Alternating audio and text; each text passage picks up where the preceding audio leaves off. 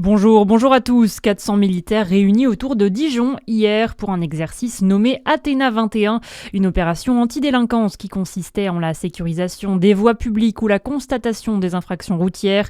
Les militaires mobilisés étaient des élèves officiers du département. Résultat, en fin de journée, 1000 personnes contrôlées et 47 infractions relevées. Des arbitres insultés, des parents qui s'en prennent aux coachs et des joueurs qui se frappent. Ces comportements inacceptables, le département de Côte-d'Or et la Ligue de football Bourgogne-Franche-Comté ne veulent plus les voir sur les terrains. Ils lancent une campagne de sensibilisation contre les violences dans le sport avec des vidéos tournées avec des membres du DFCO et des affiches.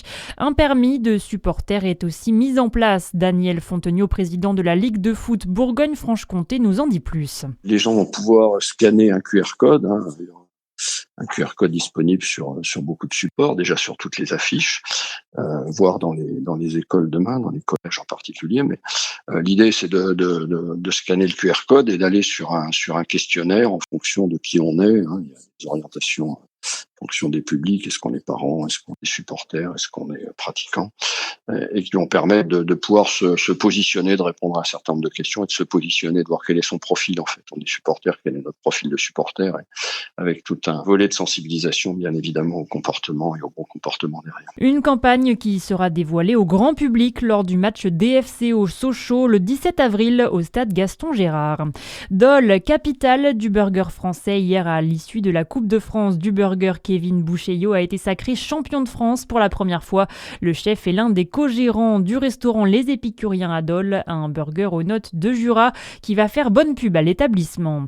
Dans le reste de l'actualité, Donald Trump s'est adressé à la nation cette nuit, plus d'un mois après le déclenchement de la guerre au Moyen-Orient. Il a notamment vanté des succès. Le président américain qui a ensuite promis une fin rapide des frappes américaines d'ici 2 à 3 semaines, tout en assurant qu'entre-temps, il continuerait de frapper très fort le régime de Téhéran. Il a aussi menacé de s'en prendre aux installations pétrolières iraniennes. Et Téhéran a immédiatement réagi. L'armée israélienne a signalé une nouvelle salve de tirs de missiles venus d'Iran juste après cette allocution. Des sirènes d'alerte aérienne ont retenti dans tout le nord d'Israël. Décollage réussi pour la mission Artemis 2. La fusée s'est envolée cette nuit en direction de la Lune, une première depuis 1972. À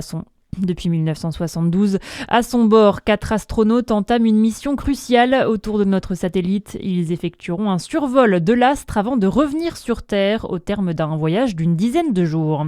Et puis en sport, la victoire de nos handballeuses de la JDA Dijon hier contre Sambre 39-32 et la belle prestation de la gardienne Manuela Dos Reis avec 4 arrêts sur les 4 premiers tirs des nordistes dont un penalty. Voilà pour l'info, à suivre votre météo sur Fréquence Plus.